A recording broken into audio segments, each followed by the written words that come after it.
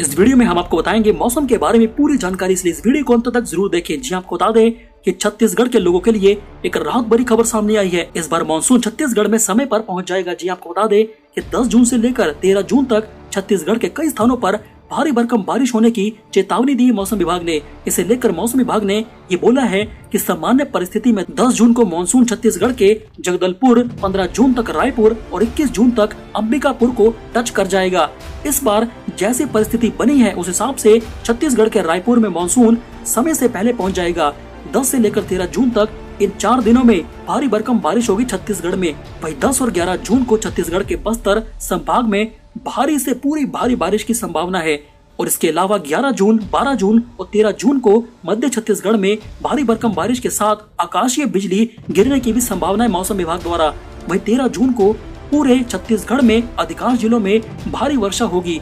बीती रात 28 जिलों में से 15 जिलों में छत्तीसगढ़ में कहां बारिश हुई है, चलिए आपको बताते हैं। जी आपको बता दें कि आधा छत्तीसगढ़ पानी की वजह से तरबतर हो चुका है। छत्तीसगढ़ में सबसे ज्यादा बारिश दुर्ग जिले के पाटन में 136 mm और धमतरी में मगरलोड में 118 mm की बारिश हुई है। बारिश की वजह से जहां छत्तीसगढ़ में मौसम सुहावना हो गया है तो वही खेतों में किसानों की हलचल भी तेज हो चुकी है। बड़ी बात तो यह कि छत्तीसगढ़ के जांजगीर, रायपुर, रायगढ़, सरगुजा, सूरजपुर, बिलासपुर, बलौदाबाजार, गरियाबंद, बेमेतरा, कबीरधाम, राजनांदगांव सहित छत्तीसगढ़ के कई इलाकों में भारी भरकम बारिश हुई है। मौसम विभाग की माने तो मौसम से दिल्ली वाले भी परेशान हैं। यहाँ पर दिल्ली में तापमान इस सीजन के चरम तक पहुंच गया। बहुत ही ज्यादा भयंकर गर्मी दिल्ली में पड़ रही है। बड़ी बात तो यह है कि दिल्ली के नजफगढ़ में पारा 43 डिग्री को भी पार कर चुका है। हालांकि मौसम विभाग की माने तो दिल्ली एनसीआर के इलाकों में अभी अगले 2 दिनों तक धूल भरी हवाओं के साथ गर्मी अपने तेवर दिखाती रहेगी। इसके अलावा दिल्ली वालों के लिए राहत की बात तो ये भी है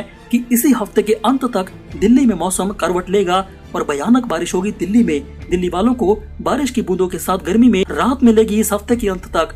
मौसम विभाग की माने तो राजस्थान की ओर से धूल भरी हवाएं आ रही हैं। इनके शुक्रवार तक रहने का अनुमान है, लेकिन बंगाल की खाड़ी में बन रहे निम्न दबाव का क्षेत्र दिल्ली वालों को राहत देगा।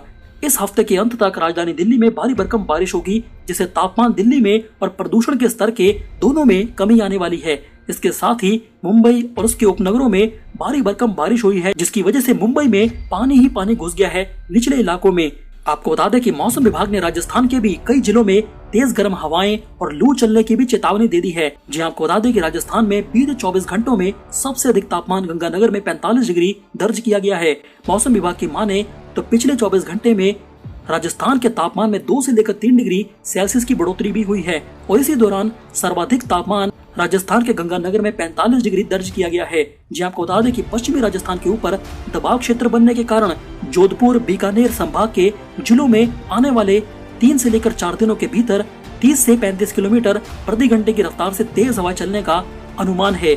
हवा की दिशा दक्षिण पश्चिम होगी और राजस्थान में हवा की तेज गति के कारण आसमान में धूल छा जाएगी आने वाले कुछ दिनों में। वहीं दूसरी तरफ राजस्थान के उदयपुर व कोटा संभाग के जिलों में आज भी कुछ स्थानों पर हल्की बारिश होने की राजस्थान में संभावना है। मौसम विभाग की माने तो बंगाल की खाड़ी में बनने वाले कम दबाव के क्षेत्र का असर उत्तर भारत के सभी राज्यों पर होगा। जी आपको बता दें कि इसकी वजह से मानसून से पहले ही भारत के कई राज्यों में भारी बारिश का अलर्ट मौसम विभाग ने जारी कर दिया है। जी आपको बता दें कि महाराष्ट्र, तेलंगाना, आंध्र प्रदेश के साथ साथ इसी हफ्ते उत्तर प्रदेश, बिहार, मध्य प्रदेश, छत्तीसगढ़, झारखंड, उड़ीसा और पश्चिम बंगाल के कुछ हिस्सों में भारी भरकम बारिश होने की पूरी संभावना मौसम विभाग ने जताई है। बिहार में बिजली गिरने तक की और भारी भरकम बारिश का अलर्ट भी मौसम विभाग ने जारी कर दिया है कि उत्तर प्रदेश में बिजली भी गिर सकती है कई स्थानों पर।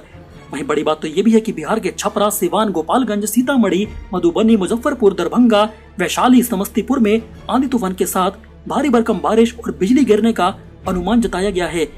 मौसम विभाग ने इसे लेकर एक अलर्ट भी घोषित कर दिया है। ऐसे में बिहार में समय से पहले मानसून के पहुंचने की पूरी संभावना है। चलिए बात करते हैं अगली बड़ी खबर की। जी आपको बता दें कि अमेरिका के पूर्व राष्ट्रपति डोनाल्ड ट्रंप द्वारा टिकटॉक समेत कई चाइनीज एप्लीकेशन को बैन करने के फैसले पर बाइडेन प्रशासन ने, जी अमेरिका के नए राष्ट्रपति ने एक बड़ा कदम उठा दिया है डोनाल्ड ट्रंप के खिलाफ। जी हाँ, बड़ी बात तो यह है कि न्यूज एजेंसी एपी की रिपोर्ट के मुताबिक बाइडेन प्रशासन ने अमेरिका में डोनाल्ड ट्रंप के फैसले को ही पलट दिया है और वह खुद इन चाइनीज एप्लीकेशन की समीक्षा करेगी। राष्ट्रपति जो बाइडेन ने एक कार्यकारी आदेश पर हस्ताक्षर भी यानी कि सिग्नेचर भी कर दिए हैं, जिसमें चाइनीज एप्लीकेशन टिकटॉक और वीचैट समेत कई चाइनीज एप्लीकेशन पर ट्रंप द्वारा लगाए गए प्रतिबंध को रद्द कर दिया है, जिसकी वजह से डोनाल्ड ट्रंप भी बुरी तरह से बौखला गए हैं कि अमेरिका का नया राष्ट्रपति ऐसा कैसे कर सकता है और चीन की एप्लीकेशन को फिर से अमेरिका में कैसे वापस लेकर आ सकता है। चलिए बात करते हैं अगली बड़ी खबर की। जी आपको बता दें कि डीजे, डांस और दहेज, आतिशबाजी उत्तर प्रदेश के मुसलमान उलेमाओं के एक संगठन ने इन सब को गैर इस्लामी करार दिया है। बड़ी बात तो यह है कि इसके साथ ही ऐसा निकाह में नहीं करवाएंगे मुसलमान जिसमें ये सब होगा आतिशबाजी, दहेज, डांस और डीजे। ये फैसला उत्तर प्रदेश के रामपुर जिले की स्वर तहसील के खेमपुर गांव में रजे मोहम्मद मुस्तफा नामक इस्लामी संगठन ने किया है। जी हाँ, बड़ी बात तो यह कि मुसलमानों के उलेमाओं के इस संगठन ने लड़कियों को शरीयत के मुताबिक ही जीवन जीने को बोला है। बड़ी बात तो यह है कि मुसलमान लड़कियों के मोबाइल का भी इस्तेमाल नहीं करने के लिए बोला गया है। वहीं दूसरी ओर उत्तर प्रदेश में दहेज और डीजे डांस पार्टियों को गैर इस्लामी करार देते हुए मौलवियों की समिति ने यह बोला कि निकाह में जो भी इस फतवे को नहीं मानेगा उसके परिवार में किसी के भी मरने पर मौलवी वहां पर 10वें, तीजे, 20वें, 40वें और कफन दफन में शामिल नहीं होंगे। एक कमेटी तक बना दी है। ये कमेटी गांव में होने वाले निकाह पर मुसलमानों की लड़कियों पर नजर रखेगी। इसके अलावा उत्तर प्रदेश में मुसलमानों के संगठन ने शादियों में म्यूजिक के इस्तेमाल को बेफजूल खर्ची और आर्थिक बर्बादी तक बता दिया है और ये बोला कि लड़कियां शरीयत के हिसाब से ही चलेंगी। चलिए बात करते हैं अगली बड़ी खबर की। जी आपको बता दें कि ममता बनर्जी की पार्टी की नेता और इसके साथ ही बंगाली फिल्मों की अभिनेत्री नुसरत जहां ने आज ये बोला है कि कारोबारी निखिल जैन के साथ उनकी शादी तुर्की में हुई थी, जो भारतीय कानून के हिसाब से अमान्य है, बिल्कुल जो मानी नहीं जाएगी। ये पहली बार है जब निखिल जैन से अलग होने को लेकर उन्होंने चुप्पी तोड़ी है।